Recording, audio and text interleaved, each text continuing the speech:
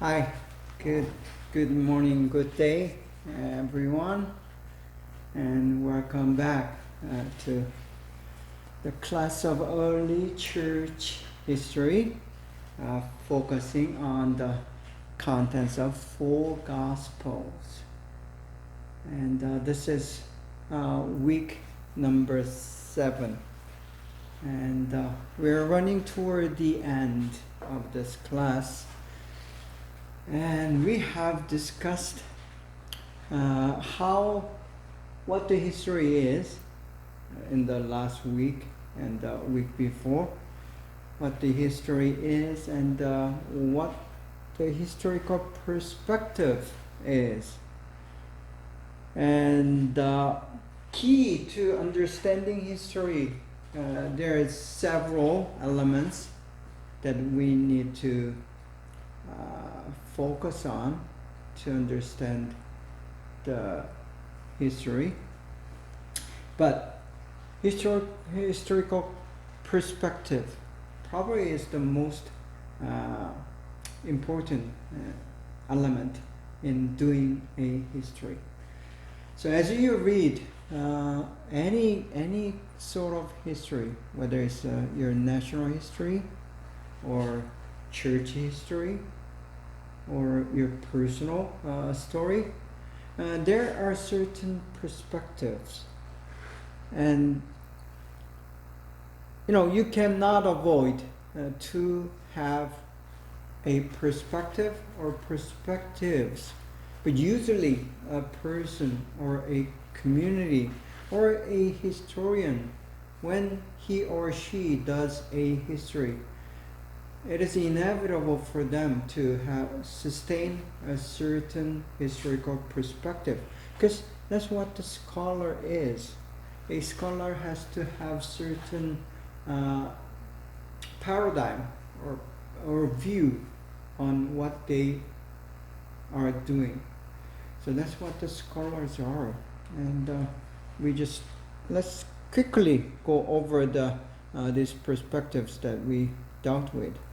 By context, you're given context, your political situation, social, and then cultural and economical, and so on.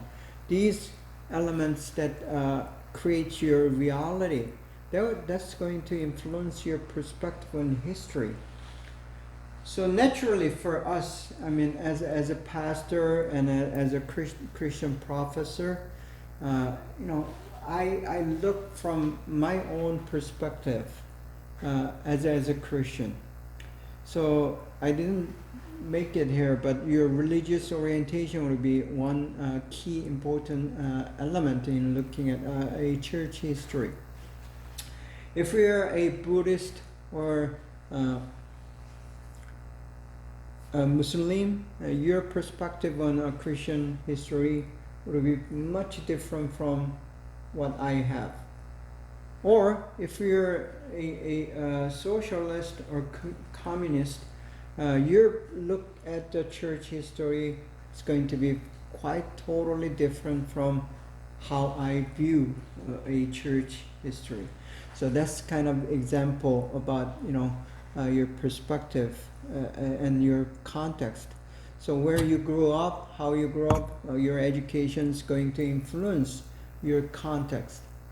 And then a human dimension. There's an intellectual level, emotional level, and a spiritual level.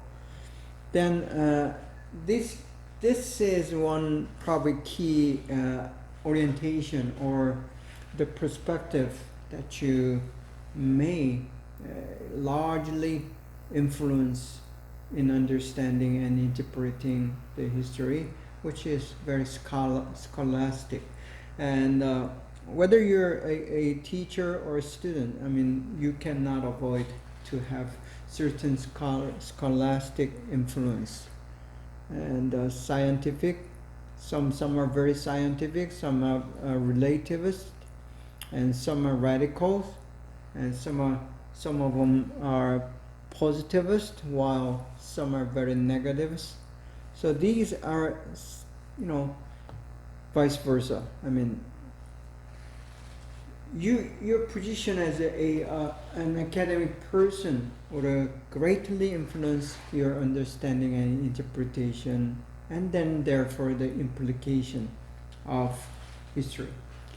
Now we kind of talked about the political orientation. Let's go a little further into these topics. In America and most democratic society, there is left wing and right wing. Right wing usually labeled as conservative. And in America, Republicans are rather on the right side, while Democrats are considered to be on the left. So right and left, it depends on where you stand and which right and which left. There's a religious right and religious left. So that's also not. This is not only political; it could be applied to the religious faith.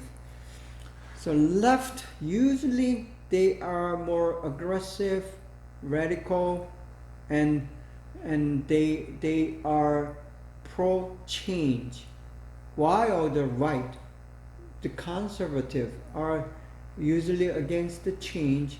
They like to sustain the old philosophy and values, and they don't quite agree on these new agendas or new trends.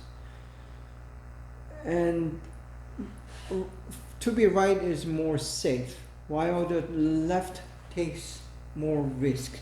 So these are some of the examples of the direction. I mean, political right, political left. And this political view, your position, will greatly influence your interpretation and understanding of history. And because of your right, you're going to interpret certain incident and event and the people with your perspective and for your favor, while the left would be doing that same thing differently. And then there are radicals and the fundamentals. Usually the fundamentals are right and the radicals are left.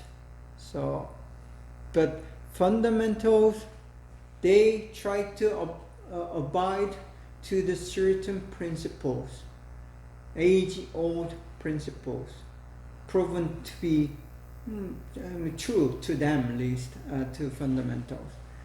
And the fundamentals view most of the things to be absolute and fixed, while the radicals see most of things fluid and to be changed as the time goes by. So left and right goes with the fundamentals, left goes with much more with radicals. So the conservative and so on. Liberals, conservative and liberals. Liberals are, most radicals are liberals. Liberals,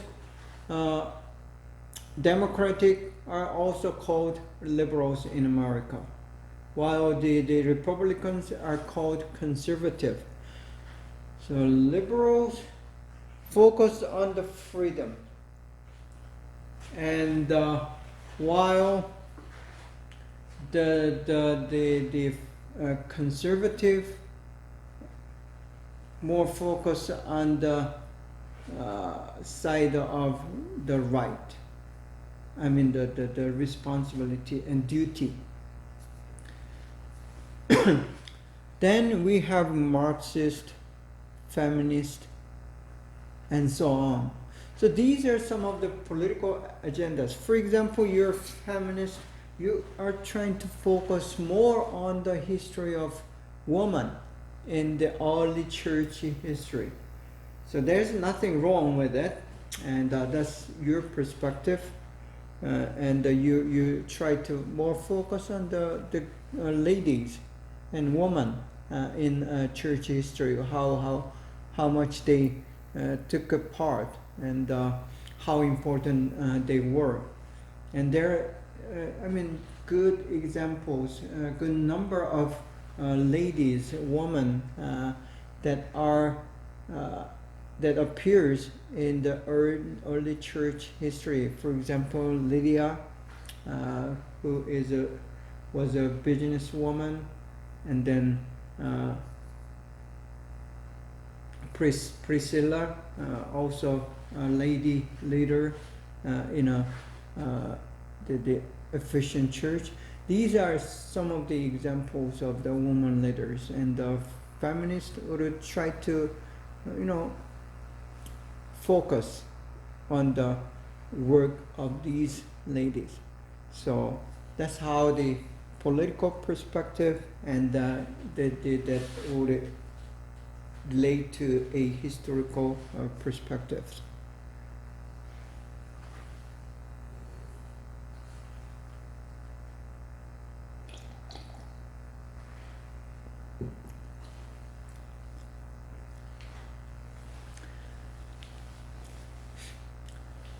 Fundamental.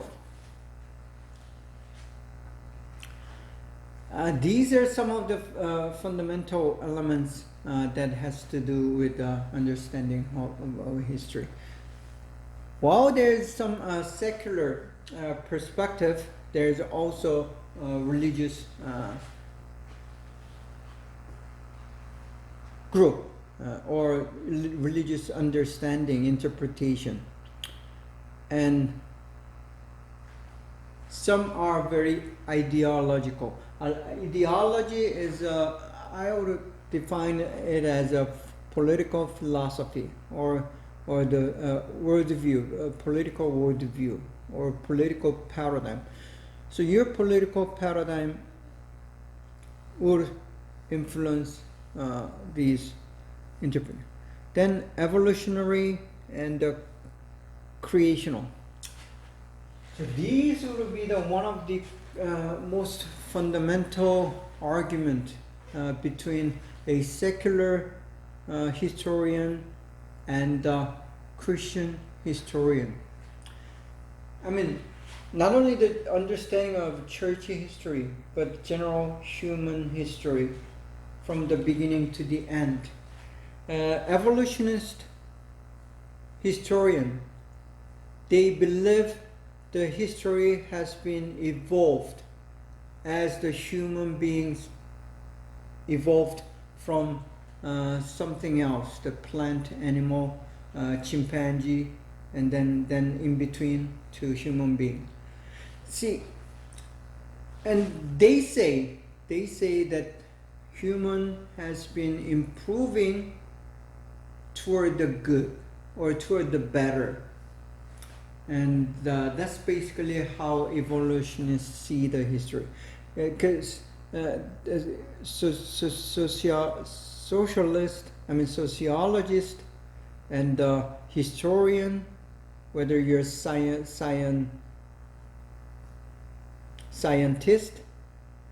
there is always evolutionist. Even with the religious area, religious group, even within the Christian faith, there are those evolutionists. They believe in evolutional creation or creational evolution, or whatever they call it. And but the matter of fact is, the human beings never had gotten better. In general, in overall, the history repeats itself. There's always that evil, extreme evil, then somewhat good, and then again that evil. So I don't think that human being in general, the human generation has evolved for the better as the history progresses. That theme, I do not agree. And the creationists, they believe God has, believe as the Bible teaches, God has created human being with a purpose. And then there's a conflict between God and man, or disobedience of man. And then the history goes on with the evil, and then God intervenes to save the human generation, and eventually the Bible says God is going to win this battle against the evil. So that's how the creationist or evangelical Christians believe and read and interpret history. So that's one major difference, I would say. Then destined and open. That's one of the perspective. As a Christian, I believe there is a certain destination that is going in a general human history, and even with the individual personal history. But there are a lot of freedom for us to determine the course of actions. You are free to decide and act, and you have that will and then the right to choose and freedom to choose, because we are human beings, and we are not going to be controlled by anyone unless you choose to be controlled or guided, actually, in a Christian perspective, to be guided by someone else, which in our case, in Christian perspective, it is God. So unless you choose to do so, you have a right and freedom to choose and make those decisions to act and then act. Only problem is that you have to take your own responsibility on your own decision and your own actions.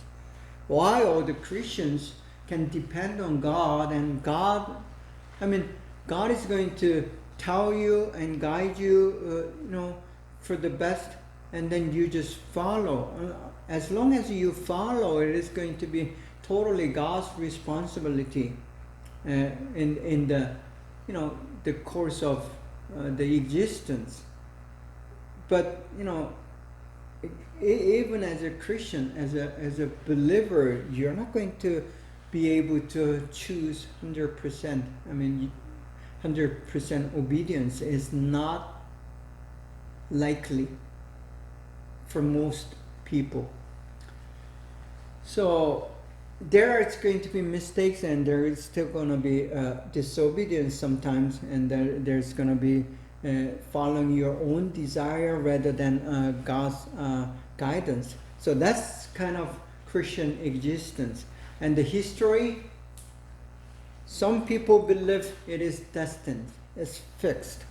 You can do nothing about it, and it doesn't matter whatever you do, there's still the history is going to be like that. Even within Christian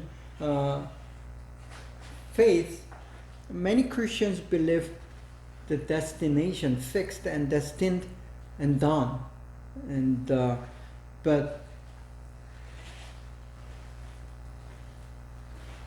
some of evangelicals, like myself, believe in open end. Of course, God, because He is omniscient, He knows everything. He knows how the history is going to end. He does know how I am going to make what kind of decision, how my life is going to be, how my existence is going to be. But it is another matter that he controls, and he kind of puppeting, the puppets are the dolls, right? Dolls with the strings on. He's not puppeting us, or we are not a programmed robot. So that's that's different perspective. So your perspective of history will decide your interpretation. So how do we view the early church history? Was it an open-end existence, or is it fixed by God? No matter what they did, there's going to be the same outcome. So that's very two different perspectives that we need to be aware of. So that does with some of the historical perspective. We can go on further on this, but I think that will be enough just for us at this level of study and course. Okay. The next one would be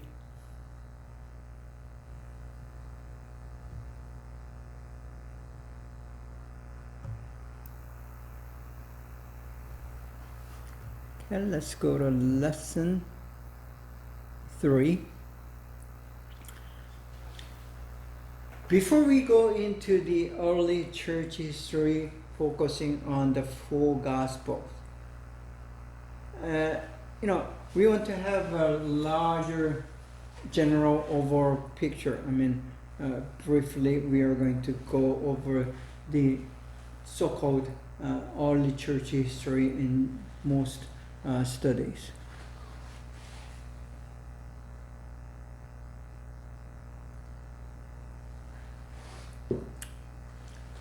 So the brief overview on the early church history will cover right after the Acts of Apostles. So the so-called early church fathers to Eusebius, and these are just brief overview. We're going to go over just a list of these, and you can find these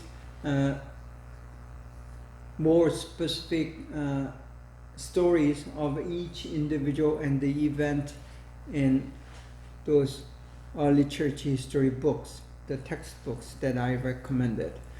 So you can look into those, but the purpose of doing this particular lesson is just to go over the list of these people who are,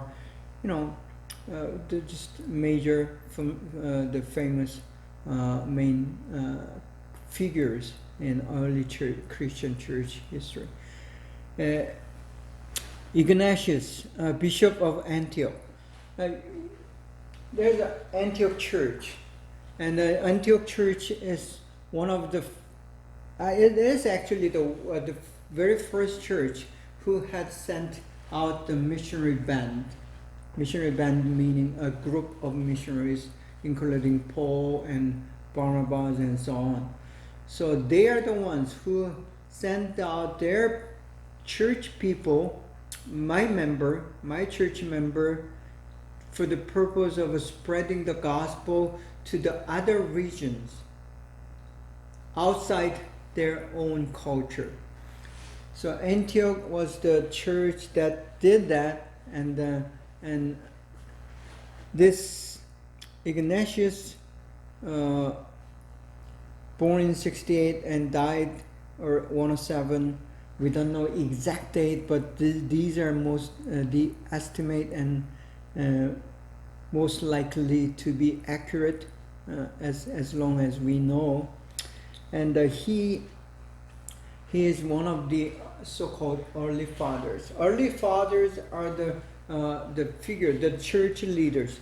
We have to remember that these positions, official positions, are filled by only the male leaders.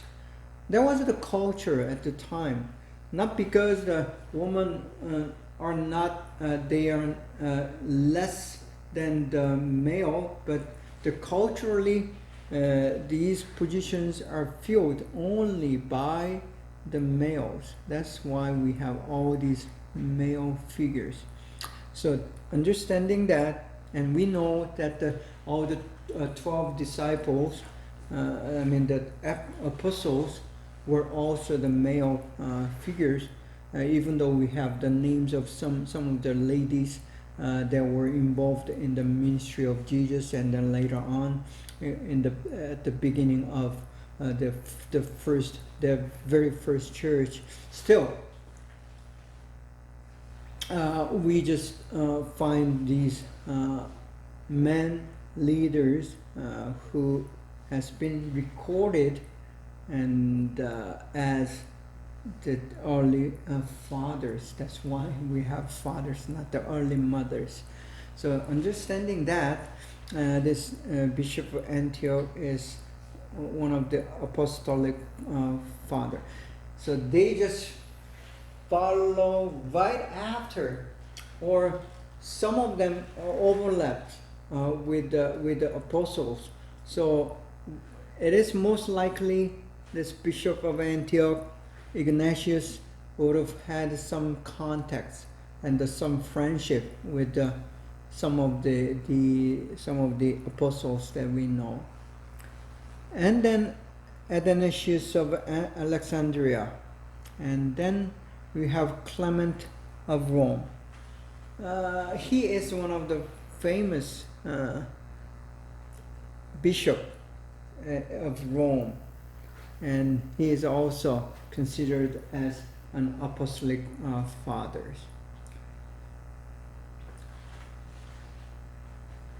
Then we have Papias, bishop of Hierapolis. We don't have time to just look at the works that these leaders has done. We don't have enough time, and then we are not covering this age, so that will be the later discussion in another term. So please understand the speed of going over these names, and we just like to have the taste of what has gone after the full gospel, and then the Acts of Apostles. And Polycarp of Smyrna. This Polycarp is also one of the famous leader who has written much about church history. And Justin the Martyr, also Melito of Sardis, Bishop of Sardis, and then Irenaeus. Irenaeus has written quite a deal about his time, and we find many good evidence and documents that are related to the early church through the history of Irenaeus. And he also was not only he writes a history. He was a theologian, and he has written some of how he understands the Christianity. Because after Jesus and after apostles who has been with Jesus, they are the eyewitness account, and they had lived at least 2-3 years with Jesus himself. So they know exactly what Jesus' intention and the message and teaching were. But as we know, as the generations go from one to another, the disciples, first disciple and second disciple, and goes on to the next generation. As it goes on, the message, the original message and original intent will be changed. Even though they did not intend to change, because of the time and the lack of good systematic recording, the documentation, even with a good full documentation, the later interpretation will change, and sometimes it's going to change it for the good, but most of the time it change for the bad. And so we say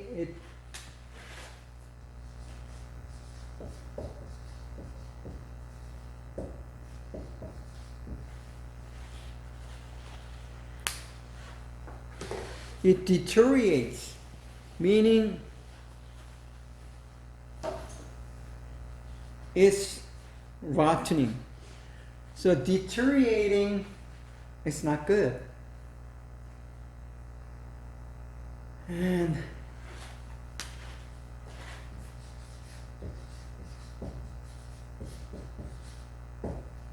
another word would be deviate. There's the original, and then it changes for the bad. It loses some of the original taste, original texture, and the original meaning and the message. So there is that, problem. Irenaeus is one of those examples. He tried to interpret the original message and with his own understanding and his own perspective.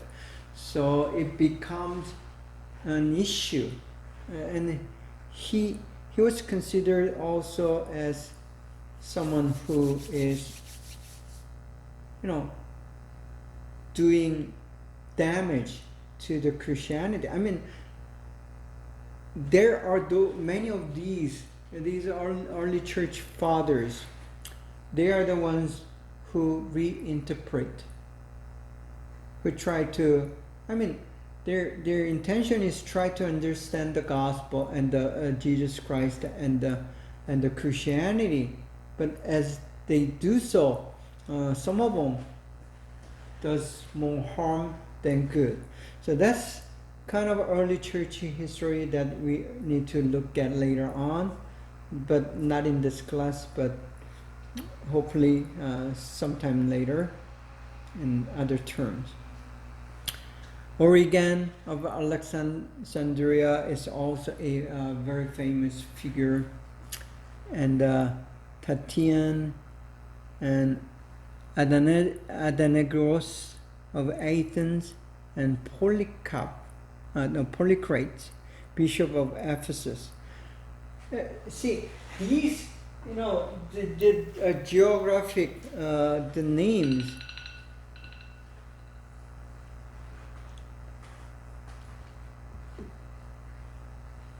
see, we read the Church of Ephesus, Philippi, and Thessalonica, Colossae, and Corinth. These are the very first churches that were established by Paul and other apostles, Paul and Peter. So these churches brought up the leaders. These bishops more like today's pastors, but pastor of pastors, and they are called the bishop or director or the overseer. And by the time the Polycrate or Origen, they would have had some more local congregations in the same area. At the beginning, there's only one church at each location: Ephesus, Philippi, and Colossae.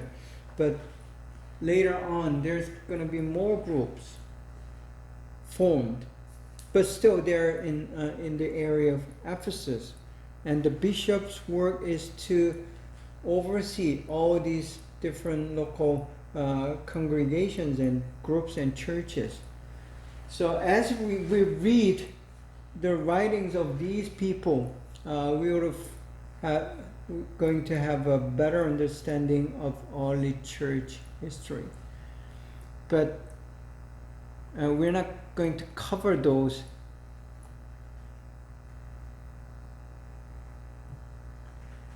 Okay.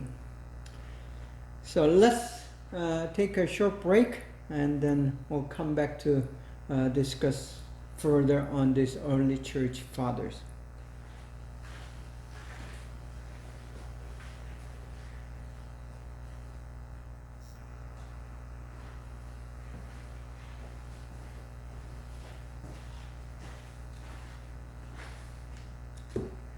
Okay, we are back. Let's continue. So after the apostles, there it's going to be local congregations on each of these so-called Asian Minors. And there's a Jerusalem church which is considered to be the very first church. And then we have church at Ephesus, and then Antioch, and then Colossae, and Thessalonica, and so on. And we've just looked at these early church fathers. Now, I talked about the Irenaeus, who had some issues with his theology and understanding of Christianity.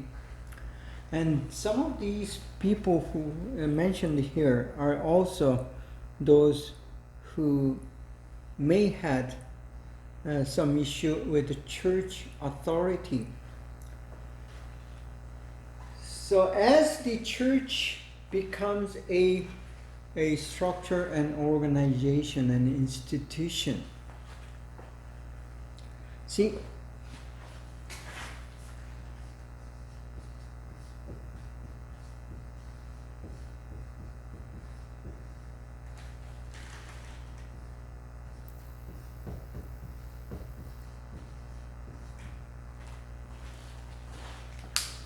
an institution or institutionalized church.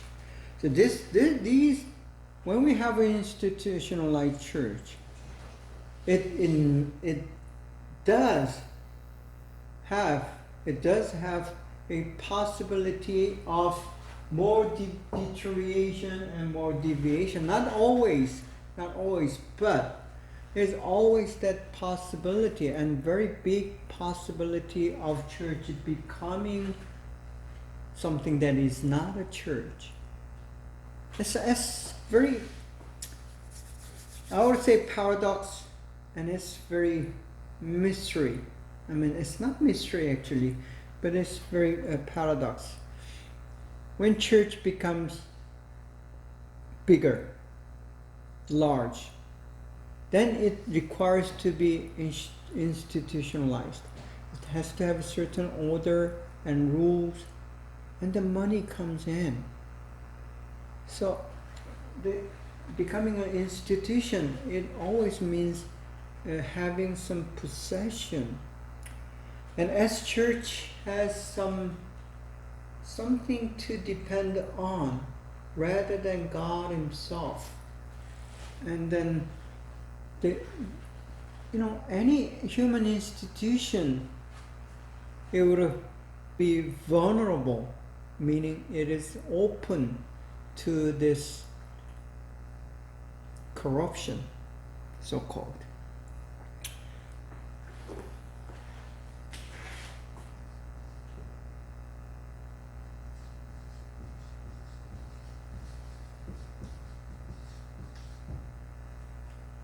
Not always, but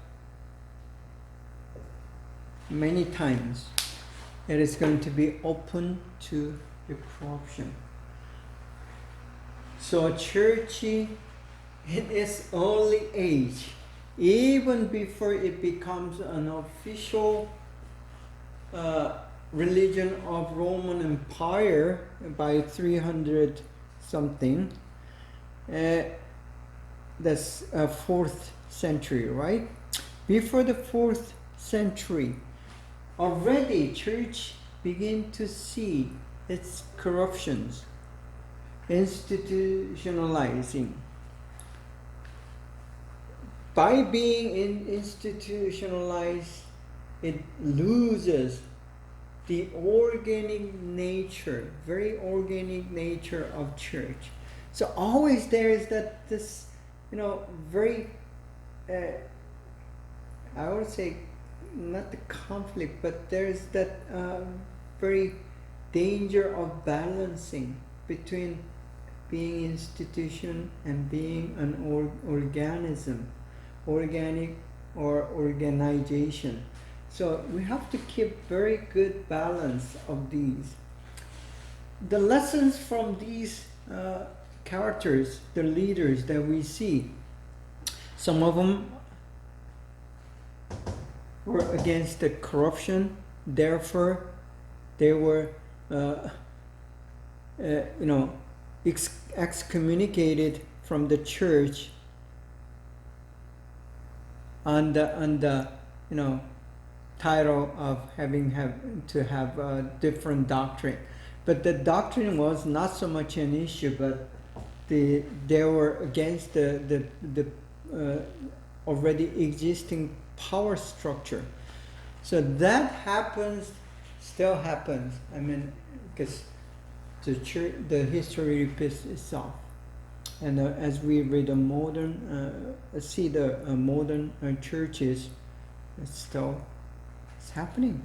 It becomes large, institutionalized. Then there's going to be someone who's going to say something against it, and then we see these corruptions. Because we see the corruptions, we have to say the things. So Montanus, he's one of self-proclaimed prophet and founder of Montanism. See that kind of figure is what we call a sect or cult. These are the kind of people who originally start as a genuine Christian or Christianity, then deviate itself or himself to be self-claimed prophet, sometimes self-claimed Messiah, and that happens. And all in history already we see this. I mean, even within the gospel and within the Acts of Apostles, those, as we read those documentations, we already see self-claimed prophet and Messiah. So that's nothing new. And as I told you, history repeats itself. We have we see many self-claimed Messiah in so-called pseudo-Christianity. So it's nothing new. Okay, then Tertullian is a church father and his apologist, and his first Christian writer in Latin, and later becomes a Montanist. So Tertullian, you should read some of his writings, and Hippolytus is also a church father, the first anti-pope. Okay, see, first anti-pope, I told you, are against the corruption. Not only the doctrine, they begin to go against these institutions. So there's always this very tension between the authority and those who are against the authority. Sometimes they are justified, sometimes these people are just hating the authority. So whichever is the right case, you have to read the history. Today we also see those who are against the church, and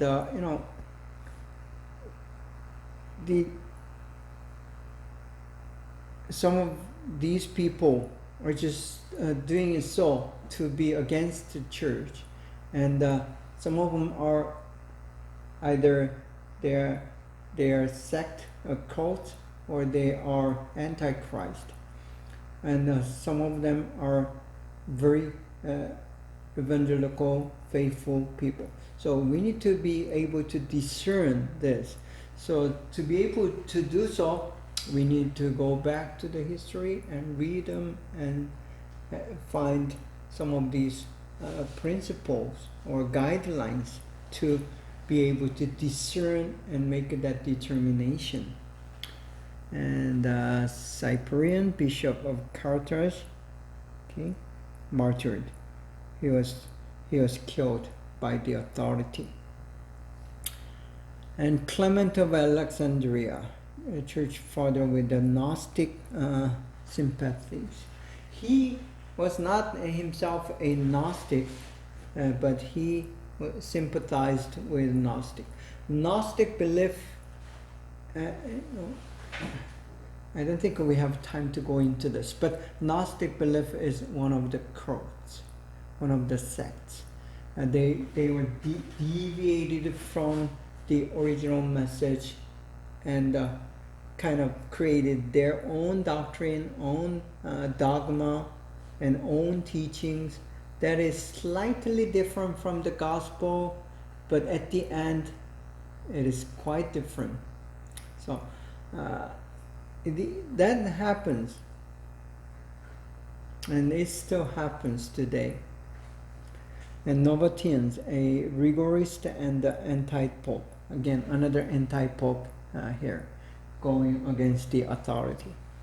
And Paul of Samosata, Bishop of Antioch, condemned at 269 by Council of Antioch for Christological errors.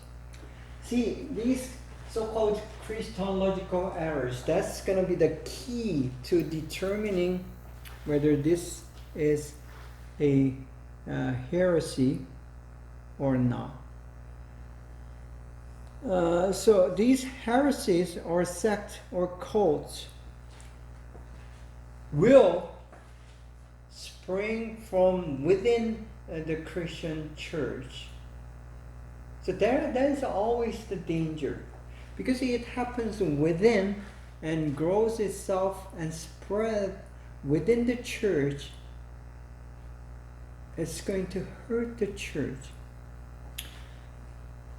So the church has been very acute or very alerted about these heresies or cults. And the guideline or parameters to determine whether this is a heresy or not is the Christology, how they see Christ, the Jesus of Nazareth. So the understanding who Jesus is and the interpretation will be the main issue. So as we study early church history, we need to focus on the rise and the fall and the influence of these heresies, the cults, and the sects, and the pseudo-Christianity. So these are some of the very important key lessons as we study the early church history, and especially when we study the gospel, we need to focus on those as well. Okay, here are the list of all other early leaders. The last one, the Eusebius. He wrote History of the Church by 325, the first major church historian. The reason he was able to do so is because the Christianity became official. It was okay to believe in Christianity in the time of the Constantine, the Roman emperor, said it is okay, and by 325 it's officialized. So you are able to officially do have church and lead church, and you're free to believe. And the thing is, it has a good and bad. There's no longer persecution or oppression against Christian church or the Christian faith, but it's the beginning of bigger corruption. So that's kind of irony and a paradox.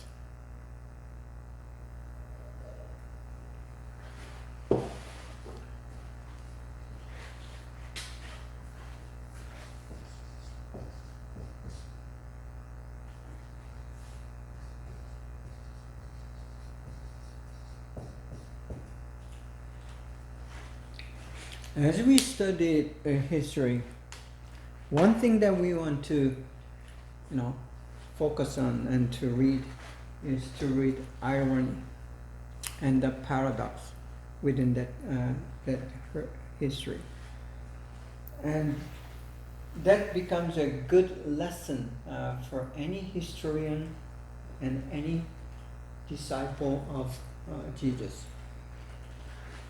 And Eusebius, he has written quite a material on church history, but it is open to interpretation, I would say.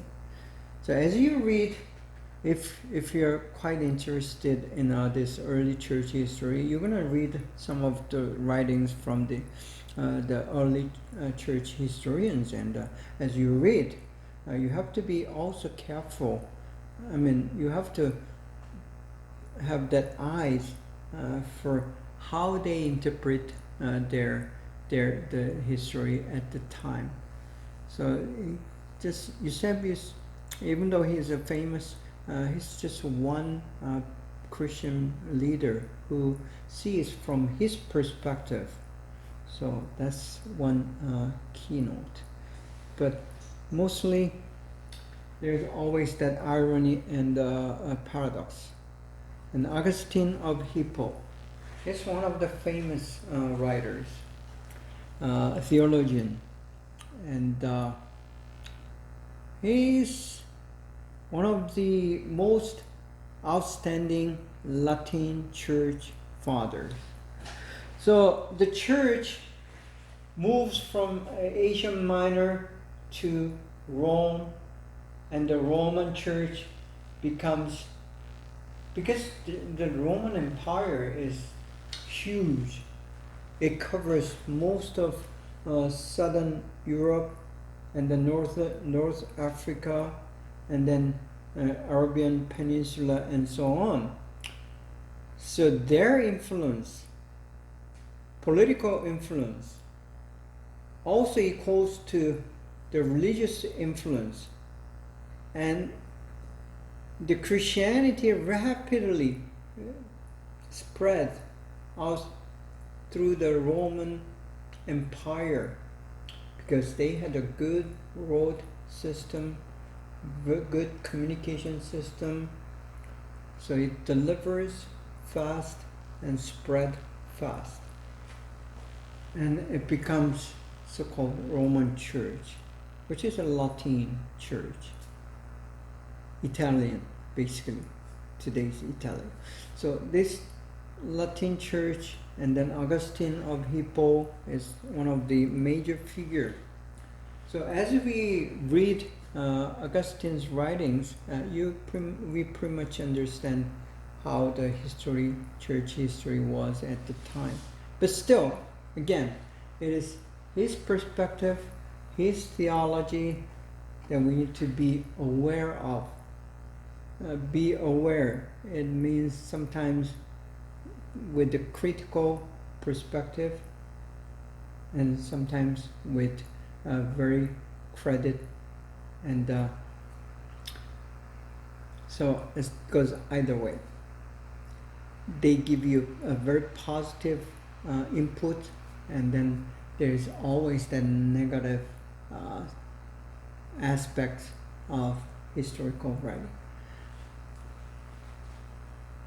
So just we are going over some of the major figures in the early church history that follows the gospel and then Acts of Apostle.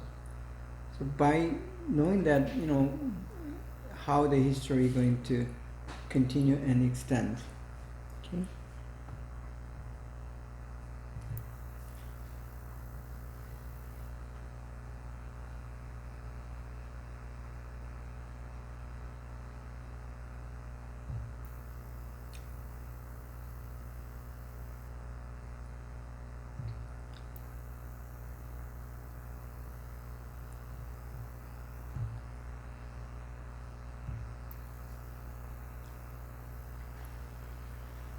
Now,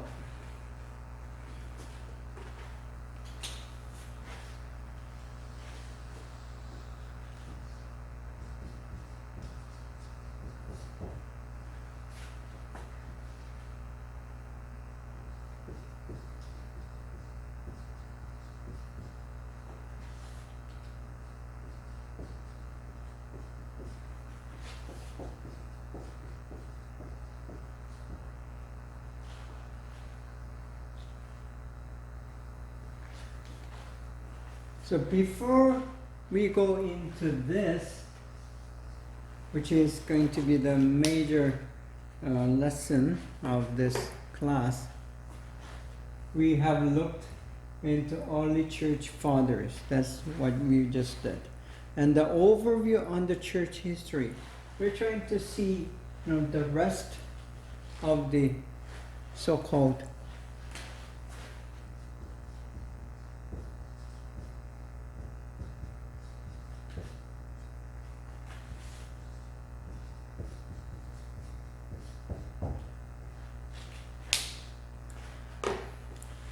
what I'm trying to do with you guys is try to provide the way of doing history rather than going into each element of a detail of history that you can read.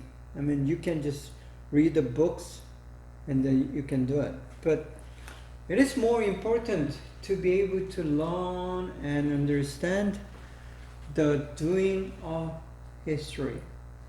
That's what I'm trying to do with you guys. And to do the history, you should be able to see and read and understand and interpret the historical context. Without knowing the whole context, just looking at the segment of a history, it does not really do a good, you're not doing a good history. So it's always within the narrative.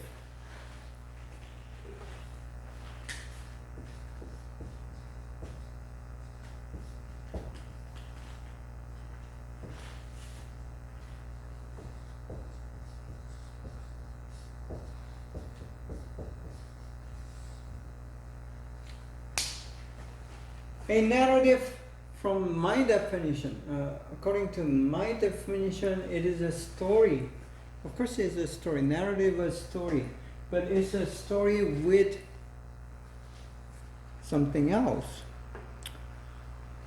Story with the meaning and the message. Story with the lessons. So meaning, message, or lessons, whatever you put in there. I mean, it does have certain implication to your life and to my life. That's narrative. So narrative does not write everything. It's a story. It does not record everything. It does record according to the meaning, message that you want to communicate and deliver. So history is the history what we do is not just a list of the events and the people. That's not how we do the history. The way we do the history is we are going to write a selective story of event and people with certain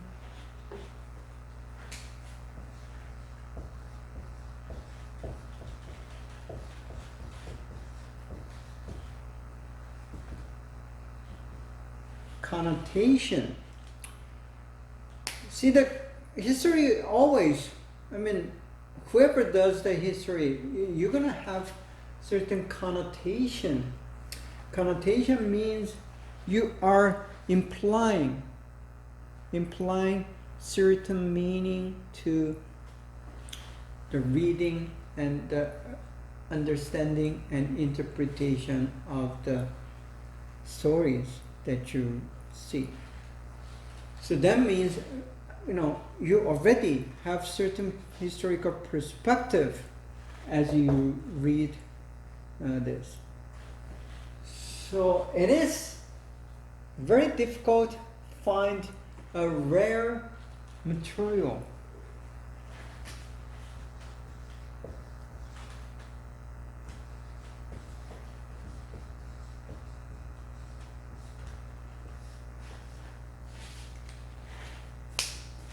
Rare means that does not have interpretation or editing. See, the historical record that we see today, I would say 99% or even 100% of the historical record that we read and see is already have certain connotation, meaning it does involve certain interpretation and understanding from the writers, the historians who's writing. So there's no rare material. There's no like a rare evidences. These evidences and the materials that we find, especially the written documents, they are not the rare materials. They are already cooked and they're already manipulated. They are already been, tampered with. So that's kind of limitation that we have. As you will read the full Gospels, and then the plus.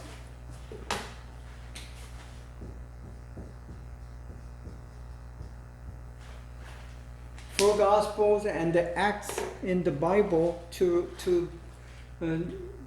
understand the early church history, the very beginning of the church. These materials also has connotation. So that's something that you have to deal with, bear with, and then have to have that, understanding. Okay, the material that we are going to study it's not a rare material, it has connotation, it's a narrative. So narrative, when it is written, there is an intention and the meaning and the message of the author. So that's something that you need to be aware of.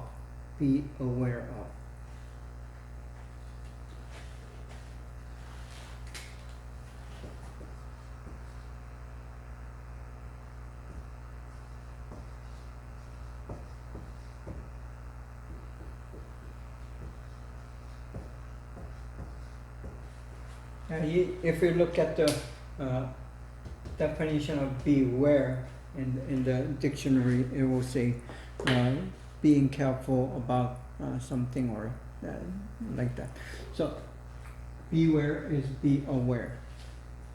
You need to be aware of. You need to have the mind. You need to remind yourself always. So that's how we do the history. And again, the historical context. This historical context has to be always in your mind as you do the history. And this is the reason why we take a little overview. This, we're not doing the general human history. We are doing the church history. The church history that we do has to do with the God, Yahweh God of Israel, the Jewish God. And in the Middle East, surrounding the Israel and the Judea, the land of Palestine, and then there's a so-called, now we call Middle East, but Arab countries basically. Then there's northern, Egypt, in northern Africa, which has close tie to the Palestine land. And these are the kind of people that is dealt with in the Old Testament. And they did have other gods. They have, each people from Egypt, they believed in certain god or gods. And then there are other people who believed in different gods. Sometimes, even though their names are the same, the nature of the identity of God that they believed, even with the same name, was different, and it is still different. The Allah, it used to be the same God they named, but now it's two different gods. But we are focusing on this Yahweh God, who is the God of Israel, God of Jews. And then to understand the church, you need to understand this term kahal. As in the Old Testament, and it's Hebrew language, kahal means a congregation, the gathering, or best word in English equivalent to kahal would be assembly. So they gather together as a congregation, as a group. And when they assemble, it's not just many individuals, but it creates a very unique and different identity that is quite different from just a gathering of individuals. So that's kind of sense of kahal. And when you say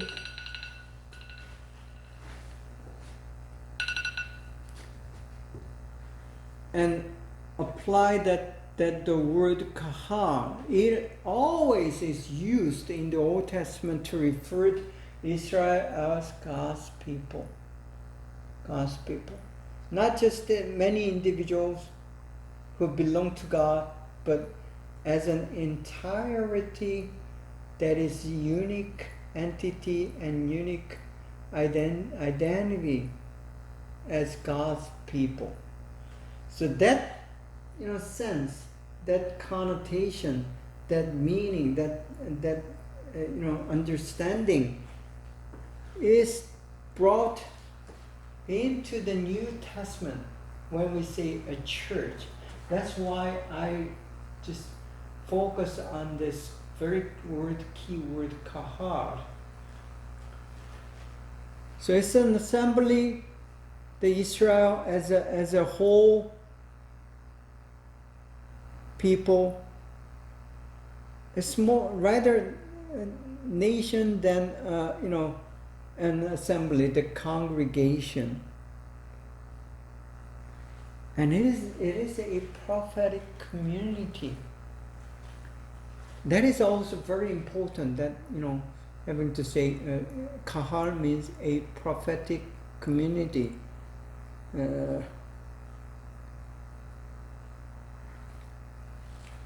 God wanted Israel to be to be the prophetic community among the nations. Globally speaking, not just the nations around Palestine, the Israel, Judea, but all the nations in the world. That's how God has, viewed the Israel to be. So the kahal has very good significant meaning. Okay, I don't think I'll be able to finish the other discussion on the term of kahal today. So why don't we say this is for the day, and we'll discuss further next week. So thank you for listening, and I'll see you guys next week and continue on the discussion of the Old Testament term, pretty much equivalent or similar to the church in the New Testament.